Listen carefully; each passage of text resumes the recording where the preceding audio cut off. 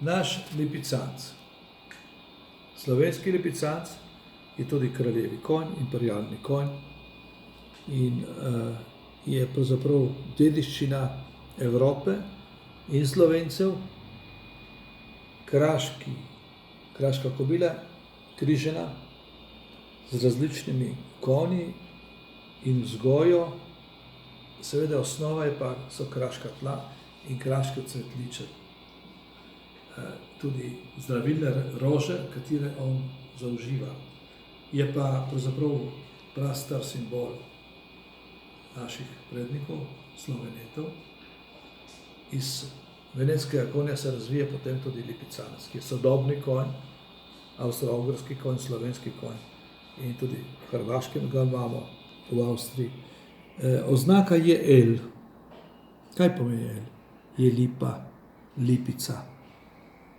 Sveto drevo naših prednikov s slovensko dvanajstijo na čelu in s spoznanjem, ker se konj rodi črn in postane bel, ko se dvigne nad to belino, postane pa zlat. To je simbol velike transformacije človeka.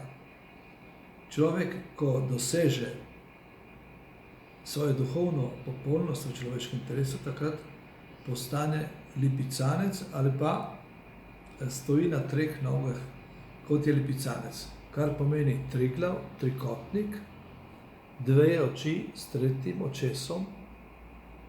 Ko se znanstveno razvije spinalne žleze, človek postane božansko bitje in dobiva tudi božanske moči po zgledu zadnjega avatarja Sai Baba. Mi bi morali biti tako ponosni na lipicanca, ker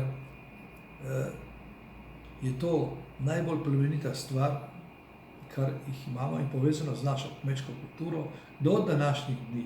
Tudi jaz osebno sem bil kobilo, ki se je imenovala Bica, in ta konj mi je ogromno naučil. Slovenci so bili vedno povezani s različnimi živalimi, tudi s konjem, volom in vse ostalimi divjačino, ker je bil to sestavni del njihovega razvoja oziroma analiza, kdo je človek, s kim prihaja in kam gre. Se pravi, moramo postati lipicanci. No, seveda, mora postati beli.